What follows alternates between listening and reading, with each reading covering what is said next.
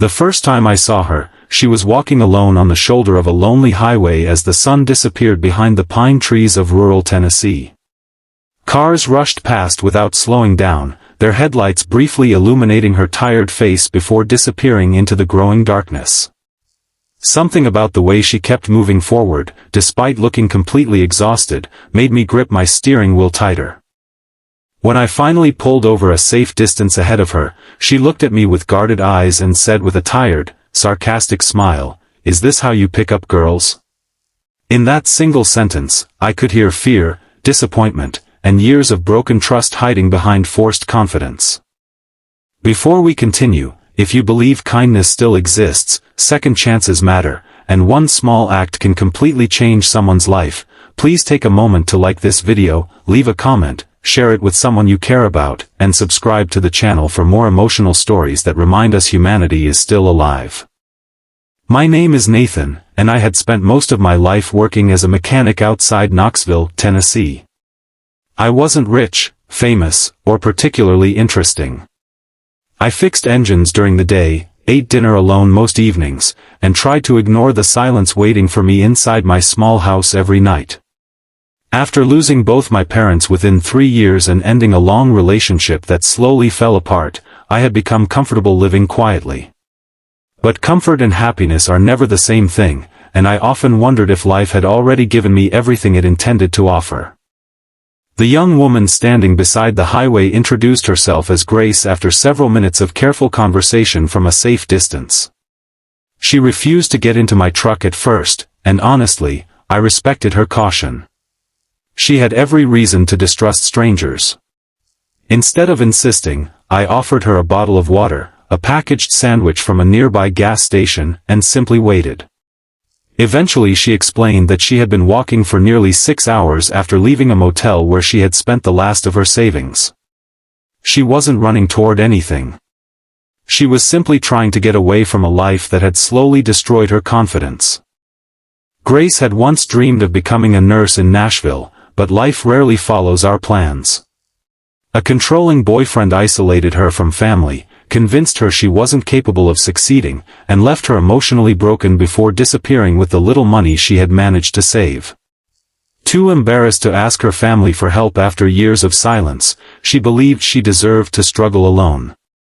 Every mile she walked along that highway seemed like punishment she had accepted for mistakes she couldn't stop replaying in her mind. I finally convinced her to let me drive her to the nearest women's shelter. During that short drive, we barely spoke. Sometimes silence tells a bigger story than words ever could. I noticed how tightly she held her backpack as if it contained her entire world. In reality, it almost did. Inside were 2 shirts, an old photograph of her parents, a notebook filled with nursing class notes she could never bring herself to throw away, and a tiny silver cross that reminded her hope had not completely disappeared. Over the following weeks, I couldn't stop thinking about the young woman I had met beside that highway. I contacted the shelter only to make sure she had arrived safely. To my surprise, Grace asked if she could thank me in person. We met for coffee during the afternoon, and for the first time I saw her genuine smile. It wasn't perfect or carefree, but it was real. She had begun meeting with counselors, applied for financial assistance, and even contacted her older sister after nearly 4 years without speaking.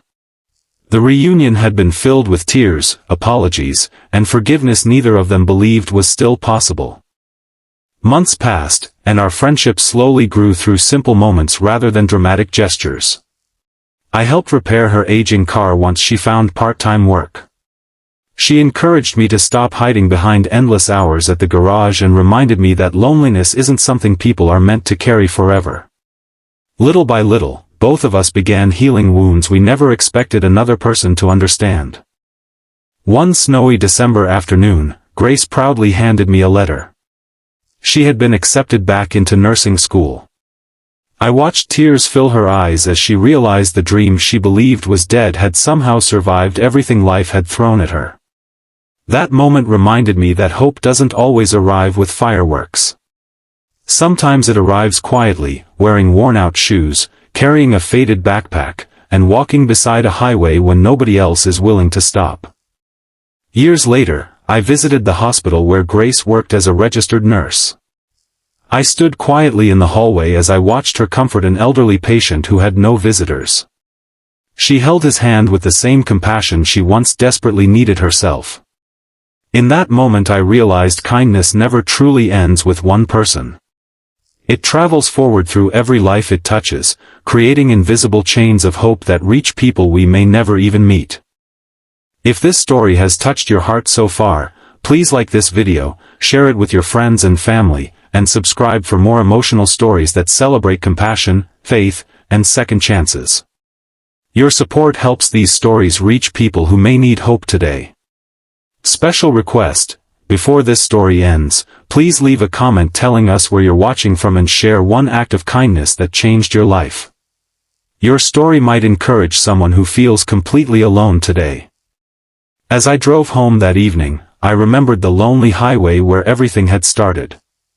I often wondered what might have happened if I had kept driving like everyone else. Maybe Grace would still have found her way somehow. Maybe she wouldn't. I'll never know. What I do know is that one decision lasting less than a minute changed 2 lives forever. I thought I was rescuing a stranger that evening, but the truth was much deeper. By choosing kindness over indifference, I found purpose where I expected nothing, friendship where I expected silence, and hope where both of us believed none remained. Sometimes the greatest miracles don't happen inside grand buildings or under bright lights. Sometimes they begin on the side of an ordinary American highway, when one person decides that another human being is simply too important to ignore.